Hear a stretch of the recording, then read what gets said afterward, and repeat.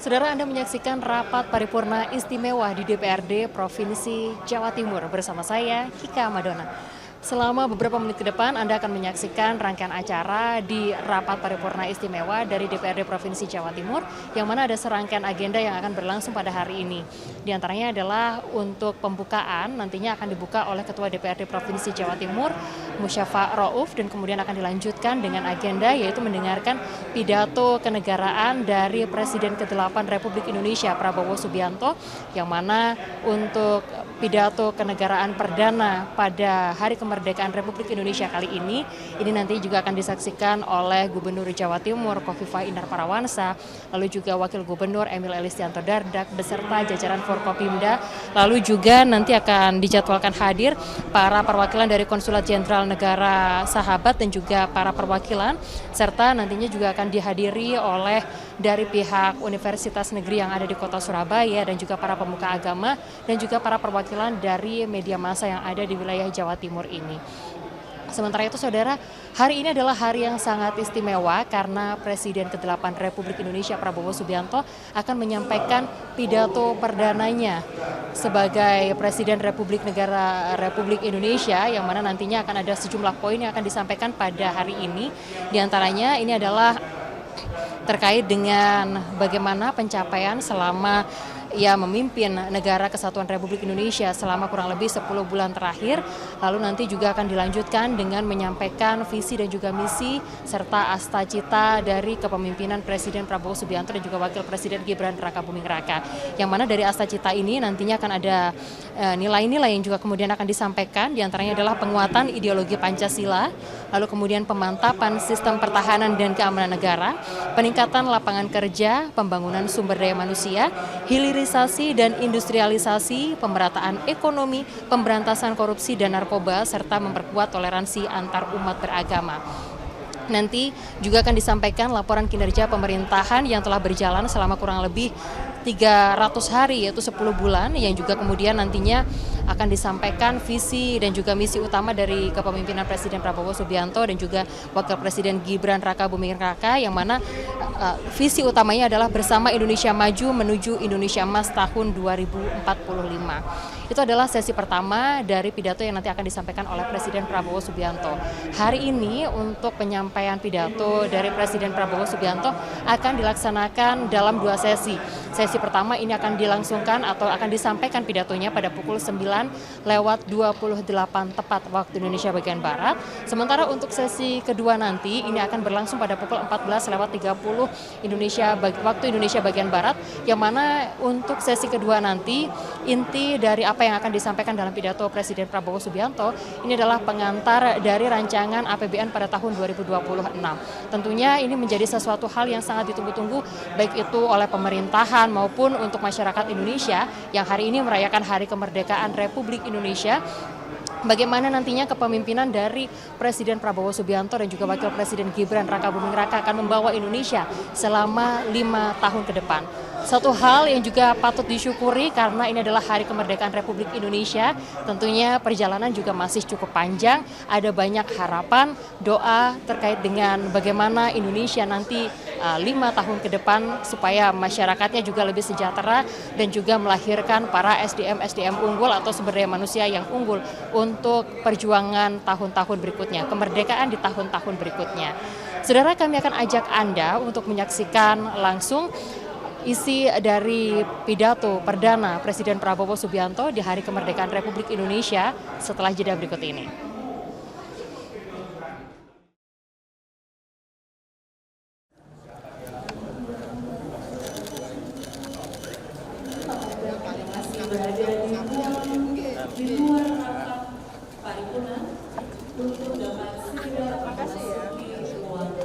Ibu, harapannya gimana Bu untuk Hari Kemerdekaan Republik Indonesia, Ibu? Mudah-mudahan nafas semangat dari kejuangan kepahlawanan di HUT Kemerdekaan RI ke-80 ini betul-betul bisa kita ikuti, kita implementasikan dan semarak untuk masyarakat secara luas. Pesan untuk masyarakat Jawa Timur Ibu dari kemerdekaan. Jagalah guyub rukun, karena hari ini sesungguhnya membela negara kesatuan Republik Indonesia dengan semua semangat yang kita miliki, kebaikan yang kita miliki, dedikasi dan pengabdian yang kita miliki, berikan yang terbaik untuk masyarakat, bangsa dan negara. Terima kasih Bu. Ya, terima kasih. Assalamualaikum warahmatullahi wabarakatuh. Selamat pagi dan salam sejahtera untuk kita semua. Shalom, Om Swastiastu, Namo Buddhaya, salam kebajikan, Rahayu. Rapat Paripurna Istimewa DPRD Provinsi Jawa Timur, hari Jumat, 15 Agustus 2025 dengan agenda 1. Mendengarkan pidato kenegaraan Presiden Republik Indonesia dalam rangka Hari Ulang Tahun ke-80 Kemerdekaan Republik Indonesia tahun 2025. Untuk itu mari kita simak bersama dengan seksama, menyerap semangat kebangsaan serta kebijakan pusat sebagai pijakan sinergi pembangunan di daerah kita. Sebagai wakil rakyat, kita memiliki peran penting untuk menerjemahkan visi nasional kita ke dalam langkah nyata di tingkat lokal. Pada para petugas kami persilakan untuk mandu jalannya acara. Langsung kita geser ya. Bapak dan Ibu yang kami hormati, untuk dapat bersama-sama mengikuti siaran secara langsung rangkaian acara sidang tahunan MPR RI dan sidang bersama DPR RI dengan DPD RI tahun 2025, mohon berkenan kepada yang terhormat Gubernur Jawa Timur, Wakil Gubernur Jawa Timur, yang kami muliakan pimpinan DPRD Provinsi Jawa Timur bersama anggota Forkopimda dan Sekretaris Daerah Provinsi Jawa Timur, kami silakan untuk menempati tempat yang telah disediakan.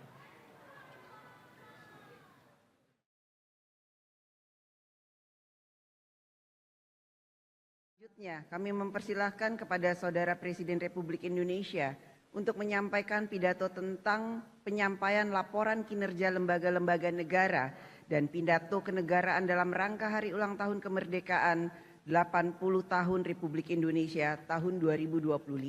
Kami persilahkan.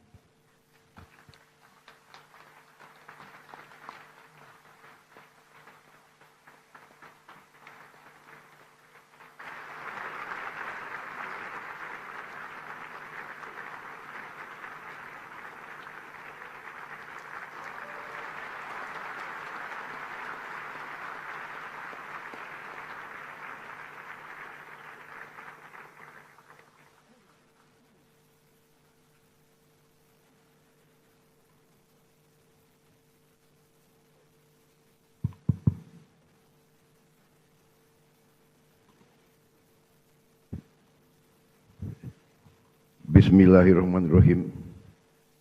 Assalamualaikum warahmatullahi wabarakatuh. Selamat pagi, salam sejahtera bagi kita sekalian. Shalom, salve, Om Swastiastu. Salam kebajikan, Rahayu, Rahayu.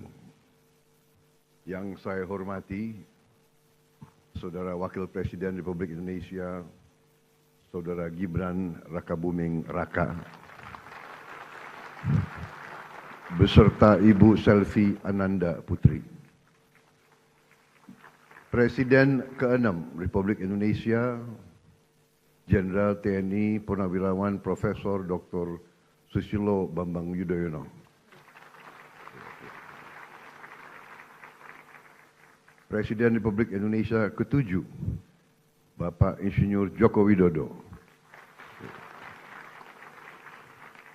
Wakil Presiden Republik Indonesia ke-6, Jenderal TNI Purnawirawan Tri Sutrisno. Wakil Presiden ke-10 dan ke-12 Republik Indonesia, Bapak Muhammad Yusuf Kalla. Bapak Wakil Presiden ke-11 Republik Indonesia, Profesor Budiono. Wakil Presiden ke-13 Republik Indonesia, Profesor Kiai Haji Ma'ruf Amin. Ibu Sinta Nuriyah Abdurrahman Wahid, istri Presiden keempat Republik Indonesia. Ibu Soraya Hamzahas, istri Wakil Presiden ke-9 Republik Indonesia. Para pimpinan lembaga negara, Ketua Majelis Permusyawaratan Rakyat Republik Indonesia, Saudara Ahmad Muzani, beserta para mantan ketua, para wakil ketua, dan seluruh anggota MPR RI yang saya hormati. Ketua Dewan Perwakilan Rakyat Republik Indonesia, Saudari Puan Maharani, beserta para mantan ketua, para wakil ketua, dan seluruh anggota DPR RI yang hadir. Ketua Dewan Perwakilan Daerah Republik Indonesia, Saudara Sultan Bakhtiar Najumuddin, beserta para mantan ketua, para wakil ketua, dan anggota DPD RI yang saya hormati. Yang saya hormati dan saya banggakan rekan-rekan pers media dari dalam dan luar negeri, para tamu undangan yang saya hormati, para wakil-wakil rakyat yang hadir, saudara-saudara sekalian, yang saya cintai, seluruh rakyat Indonesia, sebangsa dan setanah air dimanapun engkau berada pada hari ini. Saudara-saudara sekalian yang saya hormati, pada tanggal 17 Agustus 2025,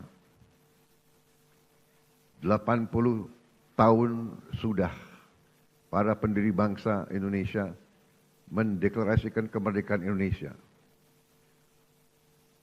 Proklamasi tanggal 17 Agustus 1945 adalah momen penting dalam perjuangan panjang bangsa ini untuk berdiri di atas kaki kita sendiri. Setelah deklarasi kemerdekaan 17 Agustus 1945, bangsa kita berperang selama 5 tahun. Kita berperang merebut kemerdekaan dengan senjata dan dengan diplomasi, dengan semua kekuatan kita, hingga kedaulatan kita benar-benar dapat kita rebut dan diakui pada tahun 1949. Sejak itu, para pendahulu saya, Presiden Republik Indonesia pertama hingga Presiden Republik Indonesia yang ke-7, bekerja keras membangun bangsa Indonesia. Bekerja keras untuk mewujudkan bangsa yang adil dan makmur.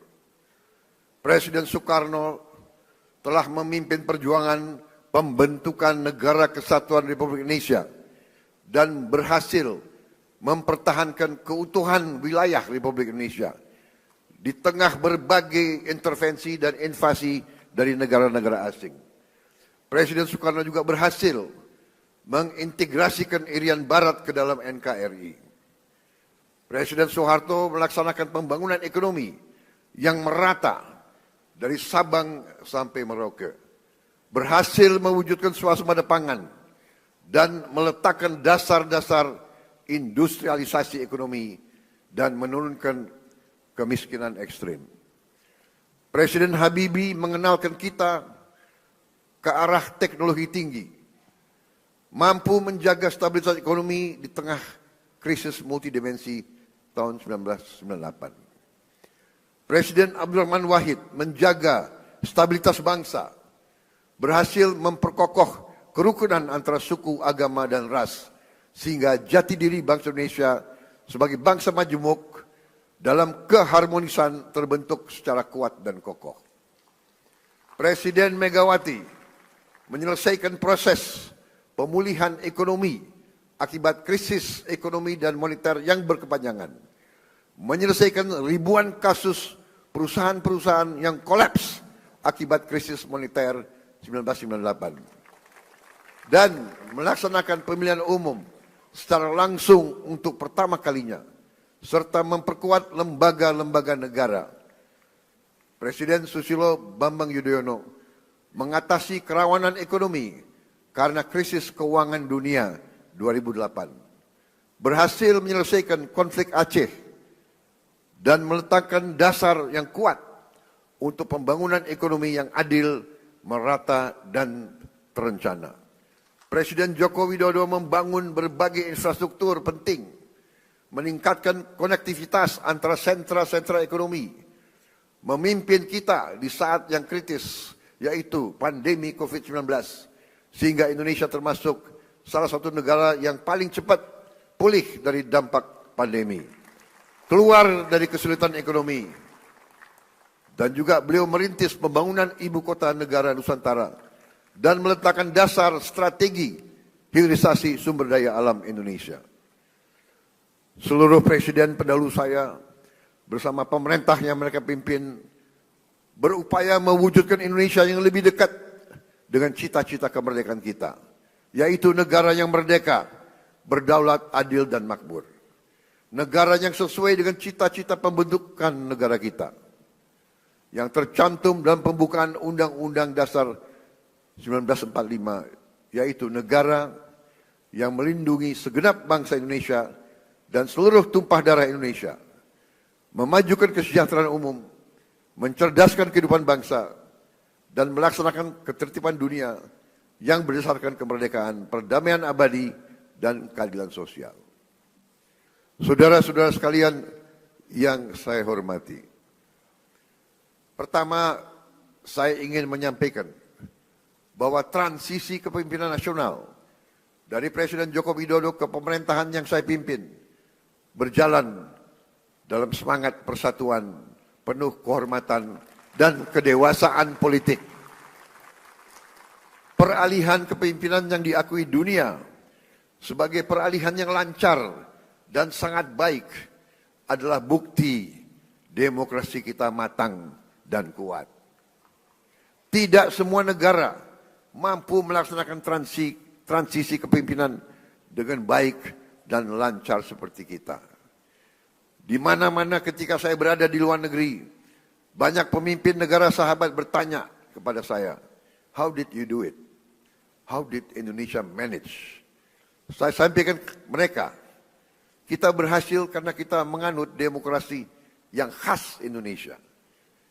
Demokrasi yang sejuk, demokrasi yang mempersatukan, bukan demokrasi yang saling gontok-gontokan, saling menjatuhkan, saling maki-memaki, saling menghujat, bukan demokrasi yang saling membenci. Inilah yang harus kita pegang teguh. Demokrasi warisan nenek moyang kita adalah demokrasi yang sesuai dengan budaya kita. Budaya kekeluargaan, budaya gotong royong, budaya miko dhuwur mendem jero, budaya saling mengisi, budaya saling mendukung, budaya tepo sliro, budaya menahan diri, budaya yang iso rumongso, bukan rumongso iso.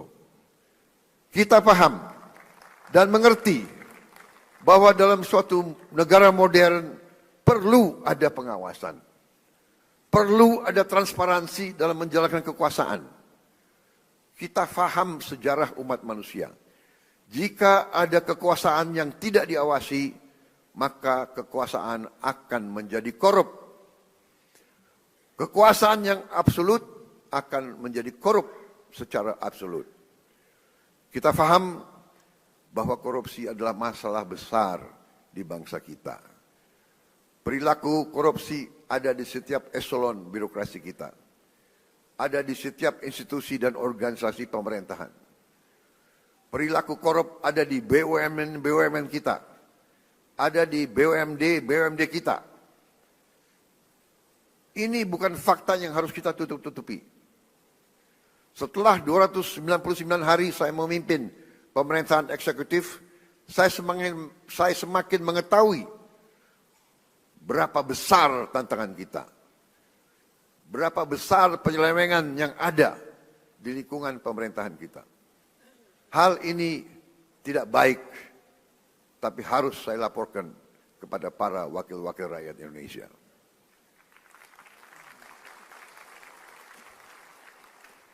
Dalam pidato pelantikan saya di sini, saya sampaikan, bangsa Indonesia harus berani melihat kekurangan-kekurangan sendiri.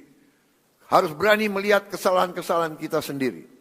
Harus berani melihat penyakit-penyakit yang ada di tubuh kita, agar kita bisa perbaiki kekurangan-kekurangan tersebut. tanpa mau mengakui tidak mungkin kita mampu memperbaiki. Saya disumpah untuk melaksanakan perintah Undang-Undang Dasar Republik kita. Karena itu saya tidak ada pilihan lain selain memimpin upaya pemberantasan korupsi dan penyelewengan di semua lembaga eksekutif dan pemerintah. Saudara-saudara, kita kadang-kadang harus mengakui bahwa bangsa kita punya kemampuan. Bangsa kita, bila ada kehendak, banyak yang bisa kita kerjakan bersama. Begitu banyak masalah manajemen yang harus kita hadapi agar program ini berjalan baik. Pembangunan fisik dapur, pengelolaan rantai pasok, pelatihan manajer-manajer dan pelaksana-pelaksana. Sekali lagi, saya tadi ucapkan terima kasih kepada Kepala Badan Gizi Nasional. Saudara dan anggotamu telah bekerja dengan baik. Kita kadang-kadang kalau yang berbuat baik, kita lupa ucapan terima kasih. Kalau yang berbuat salah, kita tidak akan lupa-lupa. Terus diingat. Saya juga ucapkan terima kasih kepada semua pihak yang telah mendukung terlaksananya makan bergizi gratis. TNI, Polri, Nahdlatul Ulama, Muhammadiyah, ormas-ormas, koperasi-koperasi, yayasan-yayasan yang telah rame-rame terlibat dan bergotong royong membentuk Satuan Pelayanan Pemenuhan Gizi di seluruh provinsi Indonesia. Makan bergizi gratis bukan semata program sosial, melainkan fondasi untuk menciptakan generasi yang sehat, cerdas, dan produktif. PBB mengatakan bahwa MBG adalah investasi terbaik yang bisa dilakukan oleh sebuah bangsa. Walau baru berjalan 8 bulan, hasil dari makan bergizi gratis mulai terasa. Angka kehadiran anak di sekolah meningkat. Prestasi anak-anak di sekolah meningkat. Per hari ini sudah ada 5.800 satuan pemenuhan pelayanan gizi di 38 provinsi. MBG telah menciptakan 290.000 lapangan kerja baru di dapur-dapur dan melibatkan 1 juta petani, nelayan, peternak, dan UMKM.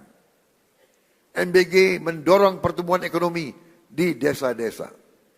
Hadirin sekalian, tidak ada negara yang kuat yang tidak mampu memproduksi pangannya sendiri.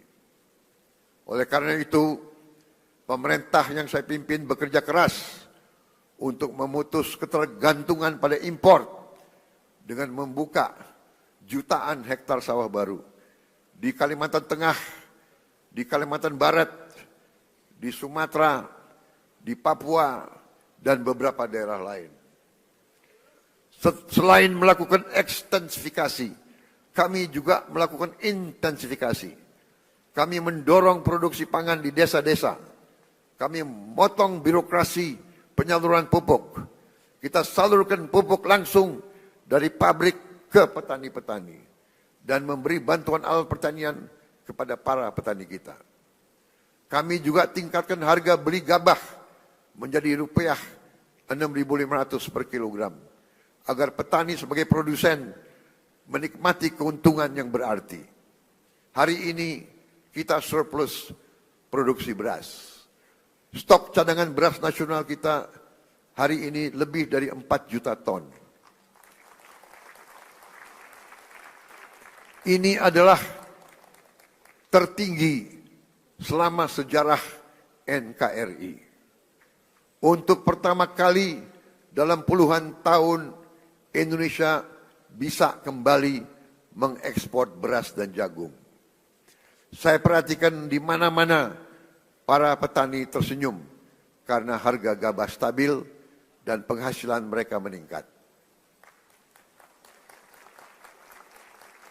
Untuk melindungi konsumen Indonesia, pemerintah yang saya pimpin akan selalu mewaspadai kecurangan-kecurangan, manipulasi, penipuan, upaya penimbunan, dan menahan distribusi bahan pangan. Pemerintah yang saya pimpin tidak akan ragu-ragu. Kami akan selalu tegas pada mereka yang melanggar aturan. Mereka yang mempersulit kehidupan rakyat. Mereka yang cari keuntungan gila-gilaan di atas penderitaan orang kecil. Pemerintah yang saya pimpin akan konsekuen menggunakan segala kewenangan yang diberikan kepada kami dari Undang-Undang Dasar 1945. Dan juga Undang-Undang Nomor 7 tahun 2014 tentang perdagangan, terutama pasal 107, Jungto pasal 29 ayat 1 yang berbunyi pelaku usaha yang menyimpan barang kebutuhan pokok dan atau barang penting dalam jumlah dan waktu tertentu pada saat terjadi kelangkaan barang, gejolak harga, dan atau hambatan lalu lintas bisa mendapat pidana penjara paling lama 5 tahun dan atau denda paling banyak 50 miliar rupiah. Hadirin sekalian, saya pastikan perusahaan-perusahaan siapapun yang berani manipulasi dan melanggar, kami akan proses hukum. Dan berdasarkan wewenang konstitusional yang ada pada Presiden Republik Indonesia, kami akan sita yang bisa kami sita. Kami akan selamatkan rakyat. Kami akan membela kepentingan rakyat. Kami pastikan rakyat Indonesia tidak akan menjadi korban serakanomics. Korban mereka-mereka yang mengejar keuntungan sebesar-besarnya, menipu dan mengorbankan rakyat Indonesia, dan membawa keuntungan itu, kekayaan itu keluar dari Republik Indonesia. Ini harus kita hentikan.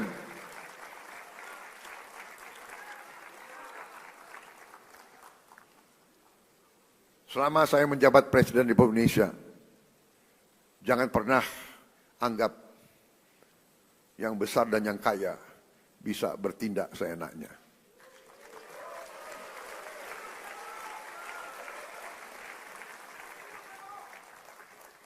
Kami tidak gentar dengan kebesaranmu. Kami tidak gentar dengan kekayaanmu. Karena kekayaanmu berasal dari rakyat Indonesia. Pemerintah yang saya pimpin tidak akan ragu-ragu membela kepentingan rakyat Indonesia.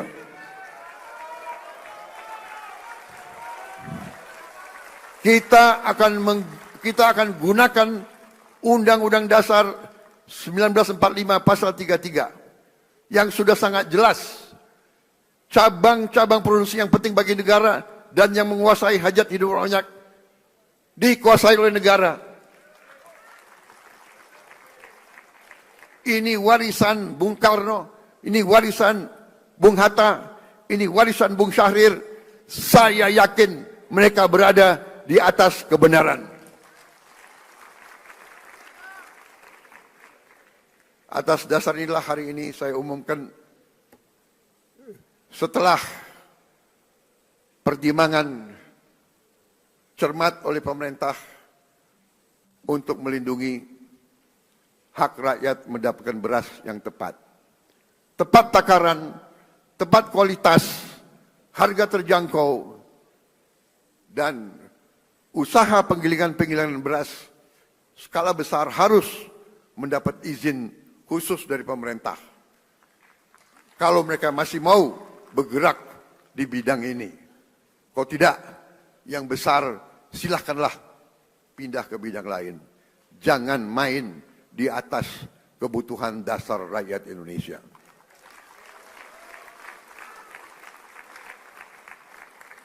Saudara-saudara sekalian, salah satu upaya kita untuk memutus rantai kemiskinan absolut adalah kita membentuk sekolah rakyat. Kita sudah berhasil membangun dan membuka 100 sekolah rakyat. Kita harapkan tahun depan akan menjadi 200, tahun selanjutnya akan menjadi 300, dan seterusnya. Sekolah rakyat ini diperuntukkan untuk mereka yang dari desil yang terendah, desil 1-2, dari mereka yang benar-benar penghasilannya sangat-sangat rendah. Mereka kita asramakan, mereka kita berdayakan dengan kualitas pendidikan yang baik. Ini adalah untuk memutus rantai kemiskinan. Anak-anak yang miskin, kalau orang tuanya miskin, mereka tidak perlu untuk terus miskin. Ini yang kita telah upayakan dan ini sedang kita kerjakan sekarang. Bagaimana dengan sekolah-sekolah lain? Kita telah juga membentuk sekolah unggulan. Kita telah membangun dan akan membangun dan selesaikan sekolah unggulan untuk mengejar ketertinggalan kita di bidang sains dan teknologi. Kita bentuk sekolah unggul Garuda, rencananya 20, dan akan ada 80 sekolah unggul Garuda transformasi. Sekolah-sekolah yang sudah ada ikut dalam program ini. Dan kami juga akan menambah SMA Taruna Nusantara terintegrasi di seluruh pelosok negeri. Untuk mempercepat investasi di hilirisasi sumber daya alam dan berbagai bidang strategis, untuk membuka lapangan kerja berkualitas, kami bersama DPR RI telah membentuk apa yang kita sebut Badan Pengelola Investasi Danantara Indonesia. Danantara adalah lembaga pengelola investasi dengan aset dalam pengelolaan lebih dari 1 triliun US dollar. Danantara akan ciptakan jutaan lapangan kerja berkualitas, terutama di bidang hilirisasi. Alhamdulillah, hari ini tingkat pengangguran nasional berhasil turun ke level terendah sejak krisis 1998. Hadirin sekalian, kami juga membangun sistem kesehatan yang lebih adil dan merata. Cek kesehatan gratis telah digunakan hari ini oleh lebih dari 18 juta warga. 66 rumah sakit di 66 kabupaten sedang kami tingkatkan kelasnya.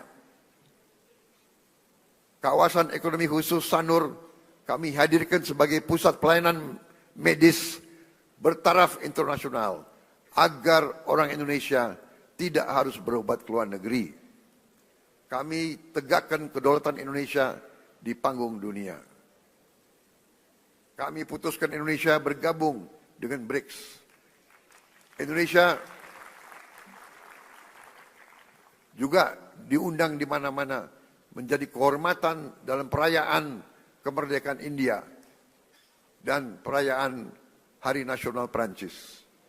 Kami juga berhasil menyelesaikan perundingan dagang Uni Eropa dengan Indonesia, SEPA, yaitu Comprehensive Economic Partnership Agreement, yang sebenarnya adalah Free Trade Agreement, di mana kita bisa akses pasar Eropa dengan tarif nol.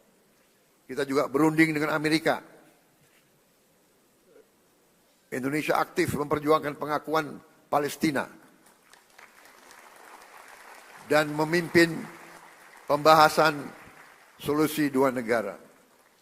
Saat ini juga 2 pesawat Hercules kita sedang beroperasi di Timur Tengah, menerjunkan bantuan-bantuan dari udara ke Gaza. Saudara-saudara sekalian, kita faham bahwa perang itu destruktif. Kita tidak mau perang. Kita harus hindari perang. Karena itu, politik luar negeri yang saya jalankan dan saya umumkan adalah politik 1000 kawan terlalu sedikit, 1 lawan terlalu banyak. Kami tetap pada garis non-blok, garis non-aligned. Kami tidak akan berpihak kepada blok manapun. Ini yang kami sampaikan di mana-mana. Bebas aktif. Kita ingin damai dengan semua orang. Kami terutama dengan tetangga-tetangga kita. Kita ingin selesaikan semua masalah. Ada masalah, kadang-kadang masalah garis perbatasan. Masalah ini adalah warisan dari kolonialis, warisan dari penjajah. Belanda datang dengan Inggris, dia bikin garis seenak jidatnya, dia bikin garis itu. Yang repot kita sekarang, ya kan? Kita mau ditabrakan sama Malaysia. Kita sahabat sama Malaysia. Kita satu rumpun. Tapi selalu politik divida et impera itu selalu ada. Janganlah kita naif. Janganlah kita terus-menerus mau diadu domba. Saudara sekalian, setiap elemen negara Indonesia, marilah kita bekerja keras agar setiap anak Indonesia berangkat ke sekolah dan mendapat makan yang baik. Kita ingin petani, nelayan kita kembali bangga menjadi tulang punggung bangsa, menjadi produsen makanan. Hidup petani dan nelayan kita harus baik, harus bagus. Untuk itu kita akan bangun dalam waktu yang secepat ini, tahun ini juga kita harus mulai 1.100 desa nelayan. Tiap desa nelayan terdiri dari 2.000, kurang lebih 2.000 kepala keluarga. Berarti di situ akan hidup 2 juta kepala keluarga. Kalau satu kepala keluarga terdiri dari bapak, ibu, dan 3 anak, berarti 5 juta. 10 juta orang akan hidup dengan baik. Ini akan kita wujudkan dalam waktu dekat. Mereka juga akan membayar kembali investasi kita. Jadi ini bukan BLT, ini bukan bagi-bagi uang. Kita pinjemin uang, mereka akan bayar cicil kembali kepada pemerintah. Jadi karena mereka akan menghasilkan nilai. Kita ingin guru-guru kita semangat mengajar karena dihargai. Kita ingin rakyat kecil bisa tersenyum karena tidak lagi takut sakit, tidak takut lapar, dan tidak takut anaknya tidak bisa sekolah. Dan kita harus cari lapangan kerja yang sebesar-besarnya dan sebanyak-banyaknya. Tujuan kita, tujuan kemerdekaan adalah yen wong cilik iso gemuyu. Saudara-saudara sekalian, untuk itu saya memberi apresiasi kepada lembaga-lembaga negara atas kinerja mereka dalam menjalankan roda negara. MPR RI melalui visi besar Rumah Kebangsaan, pengawal ideologi Pancasila dan kedaulatan rakyat, secara konsisten terus-menerus sosialisasikan Pancasila, Undang-Undang Dasar 1945, NKRI, dan Bhinneka Tunggal Ika. MPR konsisten turun ke rakyat, jelaskan 4 pilar kehidupan berbangsa dan bernegara. Ini sangat penting karena pemahaman Undang-Undang Dasar 1945 bisa menyelamatkan ekonomi kita, bisa menyelamatkan demokrasi kita. DPR RI pada periode awal 2024-2029 telah membahas dan mengesahkan 14 rancangan undang-undang dan telah menetapkan program legislasi nasional tahun 2025 dan jangka menengah 2025-2029. Sehingga perencanaan, penyusunan dan pembahasan RUU berjalan secara terarah dan terukur. Pada pelaksanaan fungsi penganggaran, DPR RI telah membantu pemerintah mewujudkan efisiensi berkeadilan di APBN kita yang merupakan mandat dari Undang-Undang Dasar 1945 serta membantu menyusun RAPBN 2026 yang akan saya sampaikan sore hari ini. DPR RI juga telah melaksanakan fungsi pengawasan yang luas melalui 26 panitia kerja pengawasan dan 3 tim pengawasan. DPD RI telah menetapkan lebih dari 50 keputusan kelembagaan yang mencerminkan peran aktif dan strategis DPD dalam memperjuangkan aspirasi dan kepentingan daerah di tingkat pusat.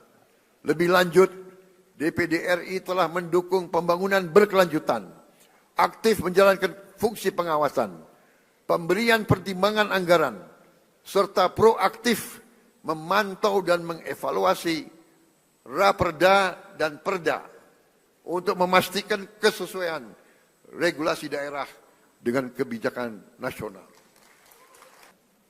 Terakhir, saya juga mau gunakan kesempatan ini untuk mengucapkan terima kasih kepada setiap pengusaha nasional yang telah membuka lapangan kerja di Indonesia, menanamkan modal di Indonesia, dan menyimpan hasil usahanya di Indonesia. Jangan salah, tidak semua pengusaha yang besar itu ikut dalam alam mazhab Slakahnomics. Justru sebagian besar kita ajak untuk membangun Indonesia bersama. Saya sampaikan ke mereka, mereka harus menjadi bagian dari Indonesia Incorporated. Kita akan berhasil sebagai negara merdeka kalau rakyat kita sejahtera. Karena itu, marilah kita bekerja sama. Kita berbeda-beda boleh, tapi satu tujuan kita. Silakan yang berada di luar pemerintah tidak ada masalah. Terima kasih. Kita butuh koreksi. Kita butuh pengawasan. Kita butuh kritik. Walaupun kadang-kadang kritik itu menyesakkan juga. Tapi nggak ada masalah. Jangan berhenti kritik. Saya juga minta dari koalisi kita tetap di dalam koalisi harus berani mengawasi, harus berani koreksi. Ya. Tidak boleh ada yang merasa lebih kuat dari hukum. Tidak boleh ada yang merasa tidak dapat diatur, tidak dapat diperiksa. Saya kira itu yang ingin saya sampaikan. Terima kasih. Sidang majelis yang terhormat, Dirgahayu Republik Indonesia ke-80.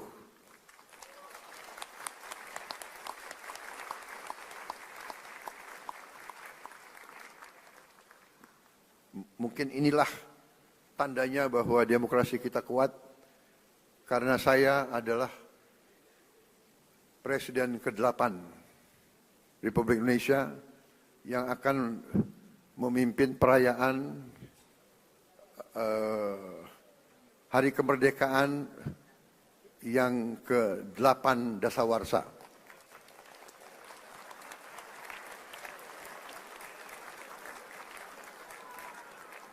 Memang ditakdirkan untuk jadi presiden ke-8. Dan saya adalah bukti bahwa demokrasi kita berjalan. Karena saya ikut pemilu 5 kali.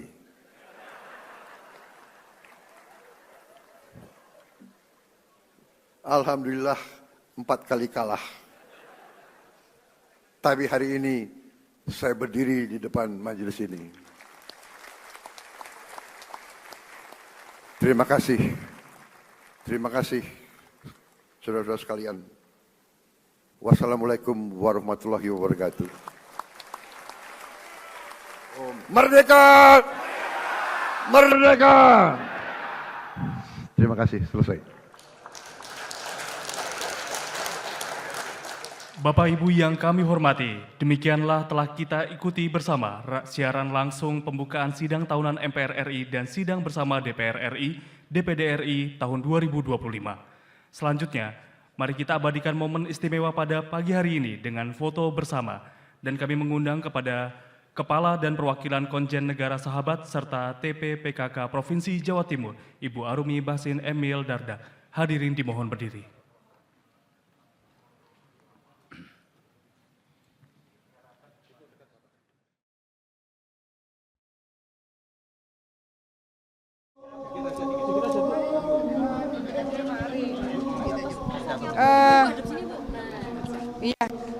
Kawan-kawan, saya rasa kita mendengarkan pidato kenegaraan yang luar biasa, refleksi, evaluasi, dan proyeksi ke depan yang dilakukan oleh pemerintah, dan kita juga melihat bagaimana pidato Ketua DPR RI, Bu Puan juga luar biasa, Ketua MPR Pak Ahmad Muzani juga luar biasa.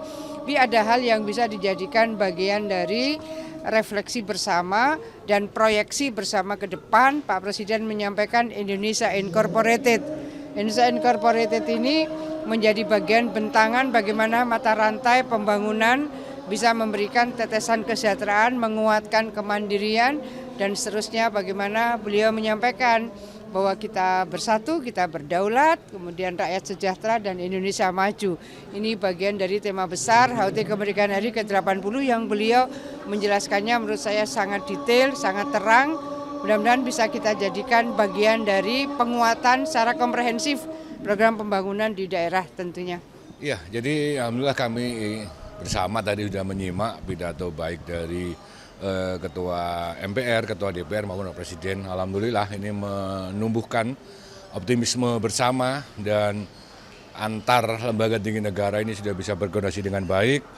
Semua meletakkan ego masing-masing dan bergotong royong ke depan sehingga rakyat yang akan mendapatkan manfaatnya, dan semoga kedaulatan dan persatuan tetap kita jaga sehingga menuju 2045 Indonesia Emas itu bisa kita capai bersama.